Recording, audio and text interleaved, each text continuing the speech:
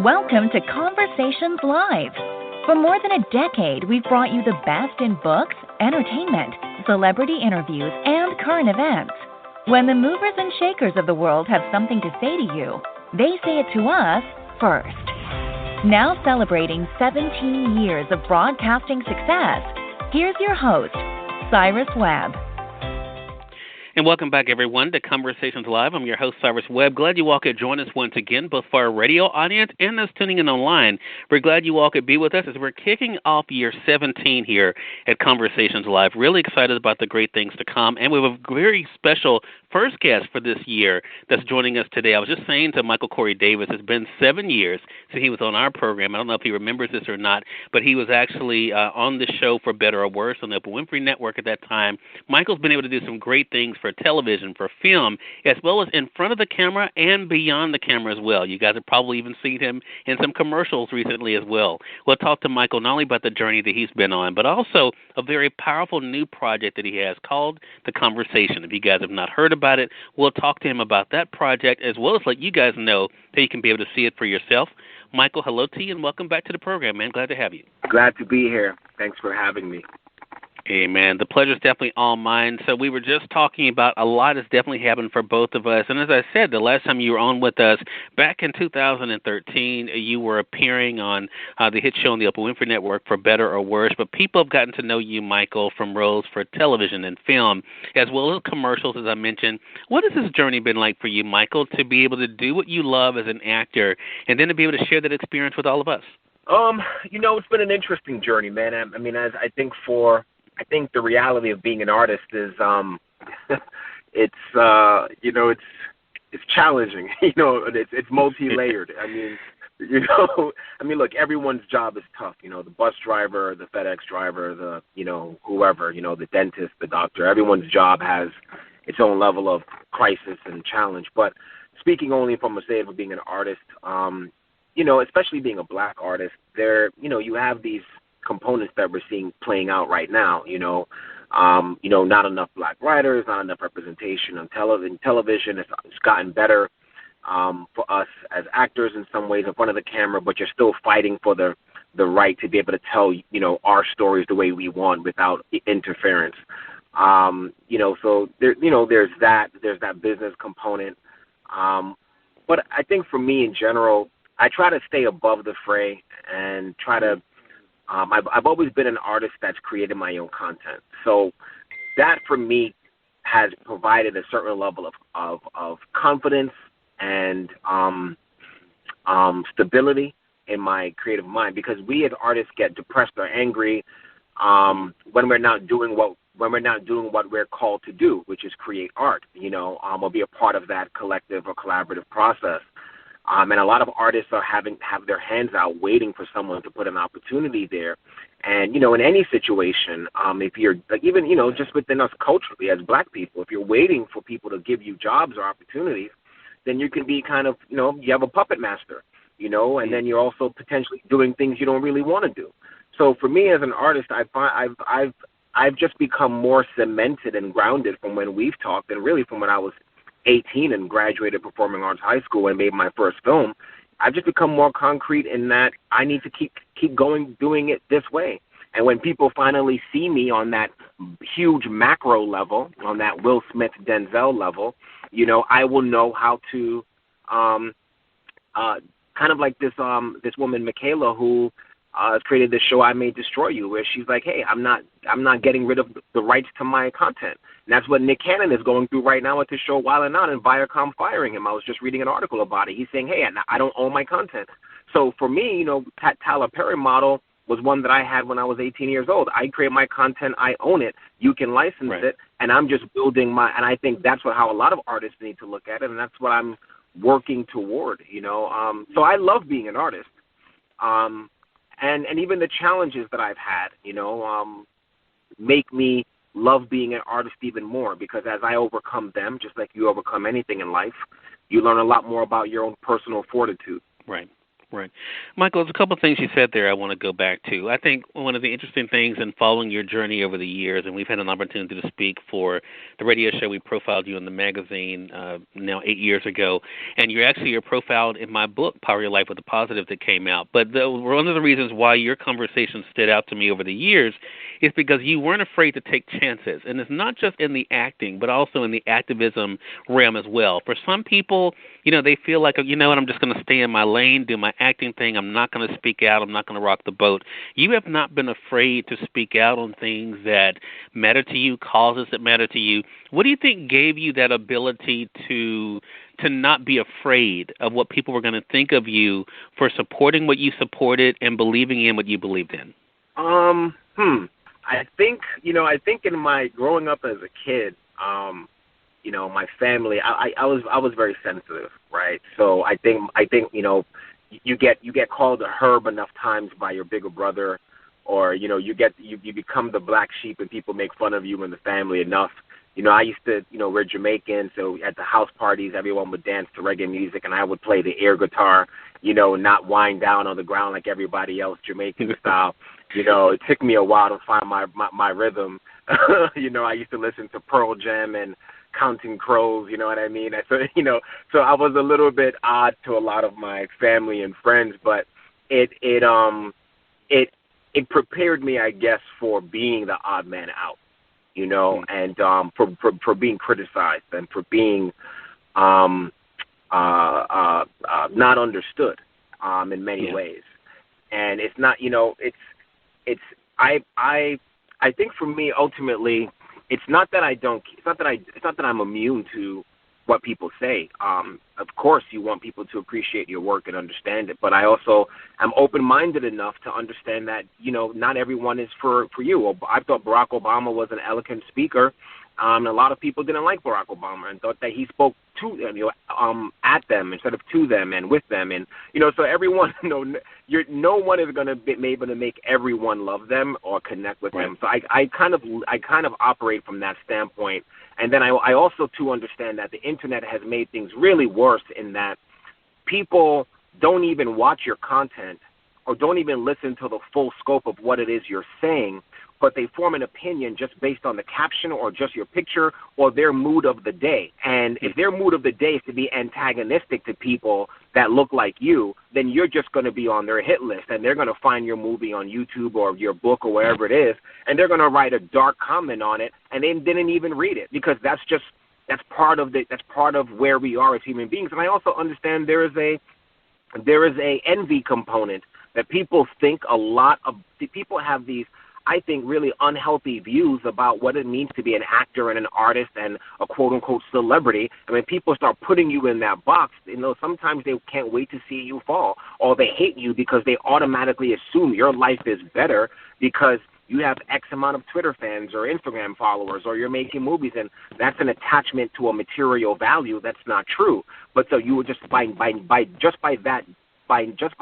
very its nature, that causes people to have discontent for you in some instances. So I don't let those things affect me, because if I let those things affect me, then I would never create the content that I do. And speaking to social justice, I think it is an artist's imperative. I think it's an artist's mandate that when you have the mic, in whatever that form is, book, novel writing, being a journalist, being a singer, writer, actor, you have to find where you can apply your passion to social justice. Kanye West can say he's going to become president, and instantly the entire world knows about it because of social media. There is a responsibility that is on us as artists if you have the mic and you have people listening, especially when you get on that level. And I think to not use it to address homelessness, to not use it to address sexual assault, to not use it to address black-on-black crime, which is a real issue that I have right now. Probably going to be the next project that I'm going to create in some capacity. To not address these things that we're seeing means that we're not, to me, fulfilling our duty as being artists. Gotcha. Well, it definitely has been powerful for me to watch. I mean, whether you were talking about the work you've been able to do for, bringing attention to human trafficking, Michael, but also other causes like what we're about to discuss with the conversation. I want to say for those who are just tuning in, is on the radio side of online, you're listening to Conversations Live. We're kicking off year 17 of Conversations Live with actor, producer, director Michael Cory Davis. We're talking to Michael not only about the journey he's been on in front of the camera, but also the work he's been able to do behind the camera as well. Conversation is really powerful, and I think the thing is it starts off in such a way, Michael, and for those who haven't seen it, we're going to let them know they can do it. We kind of have a certain idea of what may have happened, but by the end of it, we totally get a different perspective of what happened in this situation and what's looked at as a date between these two individuals. It goes a lot to perception, though, right? I mean, I think, there, especially when it comes to the conversation that the two main characters, yourself being one of them, is able to have in this film. There are questions that I think people need to delve in. So I will have to ask you, how did the idea for the conversation come about? Yeah, so it came about because during the Me Too movement, all of this public discourse was happening, and I immediately understood and appreciated what was happening with Me Too. So that was never the question. What started to happen though was a couple of things: a lot of shaming and blaming. So suddenly, men came out and started saying things like, "Hey, I'm pro sexual assault advocacy," or anti-rape, Me Too, yay. But then they'd say some stupid shit right after, right? But I don't understand why women don't put themselves in these situations, for instance. And then women how dare you? You're victim blaming, and it's like, and then the men run away and retreat. And I'm like, God, you just beat up an ally, we as men, as boys, we're not really growing up with a high level of healthy education around sexuality, nor are women. And we're not growing up with these healthy conversations being had. We're either being given a lot of religion around it, or we're given no conversation about it in real life terms, and then we're learning through, in particular, young children in today's society, through social media, porn, and pop culture, which is a highly sexualized, highly sexually charged component. So you want young boys to assume that women's lives matter, but then you want to basically be major advertisers putting women's bodies basically nude, spread out in highly sexualized positions, for your magazines to be sold. It's a lot of hypocrisy and duplicit confusion being created for men. And I felt like men needed an opportunity to be able to healthily express themselves, which is what my character is used for, to be able to say some of the things that a lot of men are feeling, and at the same time hear a lot of the things that women are feeling, and show the discomfort that women feel. Because we can have the argument and the conversation about the way that we're taught, the way that men are made to feel that certain constructs are real in regards to, like, you have to chase the woman to get her and hunt and all these kinds of things. But at the end of the day, as those conversations are happening, the main through line for me is still no means no. No means no. You're kissing and you think you're going to go all the way, and she says, well, you know what, I don't want to. No? Cool. Stop. You, the man, I want us to get to a point to where, and this is why I made the movie, where we can start to understand for our well-being, not just for their well-being, but for our well-being. We don't need young men going to jail because in his mind he's been indoctrinated to think he needs to hunt and chase. If she's confused, if she's saying, if in her mind she needs to be chased to build up her ego, which is unhealthy in itself, and that's what she wants, so she wants to play the game of no, yes, or for whatever the reasons it is, I need that brother, I need that young man to be able to understand and say, hey, you know what? If you don't want to do it and that's what you're saying, I'm going to stop. And if you really want to do it, but you're confused, then let's have a conversation about it. But I'm not going to continue because you're sending me confusing messages. Make her become the person who controls her body and that situation, and so that you don't have to do something that makes her feel horrible and now can jeopardize your well-being and put you in jail as well. So I wanted to create healthier conversation. And to be honest, when I started thinking about the movie, I started asking all of my female friends, and I have a wide diversity of females in my life, from every different racial and ethnic background. all over the world, financial backgrounds, and not one of them, Cyrus,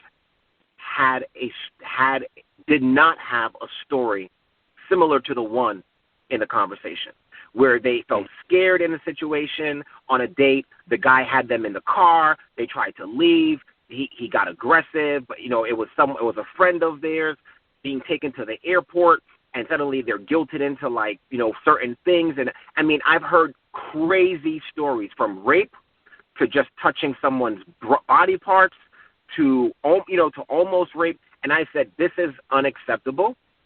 Right. And we as men need to do better. We as women going forward should not be in a position to where they have these stories to be able to go, oh, well, that was me last week on a date. That's unacceptable. That's right. Unacceptable. So that's the main theme for why I wanted to make it. And I have to say, too, the other thing is I like the fact that these are not, we're not talking about the stereotypical men and women that are portrayed sometimes. These are professional men and women that we see in the conversation, which says a lot. So it's not like, and I think, I have to say, though, I'm just being totally honest here. Yeah, please. There were questions I had after watching the conversation that, to me, I thought, this is just me being, again, honest. It's like your character brings up some things like, well, why didn't you leave? Why, if you felt this way, why didn't you leave? Why, you came to the, there were things there that I could see in watching it. Of course. And even, of course, as he's replaying it later on, that it's like, okay, there are some things there that I think would kind of send question marks. So I want to talk about that part of the conversation, because I totally agree with what you're saying, Michael, about no is no. That is, but, as far as signals go, and even your character says, I wanted to give you the opportunity. I know a lot of times women are shamed, into feeling a certain way, and I want to, I think that's the thing. What's been the feedback from people seeing it? I saw some of the comments on Amazon. I wrote my review just today on Amazon, but what have been some of the comments about that part of the conversation, about what the guy was saying about, okay, well, you did this, you did this, not blaming the female, but asking those questions that are legitimate questions. Sure, and that's why he's saying those things, because you've got to understand, men are confused in some of these instances. So there's like a variety of different types of men, right? Like you have the ones who are really just aggressive and just want to club a woman over her head and take her. Those are the people that we're addressing. Those are the people that are, some of them now are in jail, the ones who drug your drinks and do those kinds of things. But then you have the guys who are just a little who don't know. Really, it's like there's this assumption that men should just know how to, ask a woman out. You know what I mean? No, it comes with a lot of nervousness and a lot of fear for a lot of people. And there are a lot of women that also take pride in denying men in really horrendous ways. You know what I mean? Like, ew, please, I ain't trying to and stuff like that. You know what I mean? And in front of people. So so a lot of men have a lot of baggage, as well. So and then there's just the highly sexual charged nature of being a human being, So why didn't you leave? That's the legitimate question that a lot of men say to me. Why did she just leave? Now the reverse is when I've asked women that question, many of them have said well, I didn't know what he was going to do. If I tried to leave, I didn't know if he was going to get more aggressive. And I think men have to also consider that component, that we are physically a lot more stronger. I don't know about a lot more stronger, but we can be intimidating with our strength, right? So is a woman being put in a position to where now she has to question her safety over being honest? And that usually has been the response from a lot of the women is, I froze up. I didn't know if he was going to get aggressive. I think especially in our community, there's this notion that black women are so strong and, they can handle everything. And what I found in talking to a lot of black women is that, and it surprised me because I was one of those people that's like, well, shit, she would just beat your ass. You know what I mean? Like that's how black women always portrayed on television, right? You know, they don't take shit, you know, all that kind of stuff. But there's a lot of black women that I talk to in this, and I mean dozens, again, of all backgrounds, that had that same response.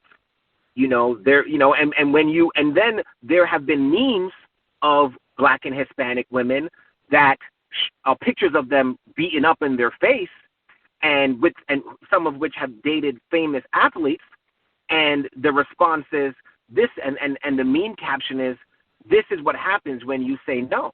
So there's truth to that component about the fear dynamic. And at the same time, I think part of the conversation for women needs to be in dating situations, especially in dating, you know, how well do you know this person? What kind of conversation have you had with this person about where you are before you go back? Hey, you want to come back to my place? Yeah, that's cool, but I want to let you know that I'm not interested in being intimate with you tonight. You know, I just want to go back and kick it. Now, when I've said that, a lot of my friends have said to me, well, yeah, but you don't know what's going to happen when you're back at his house. And to that point, I say, so then why go back to his house?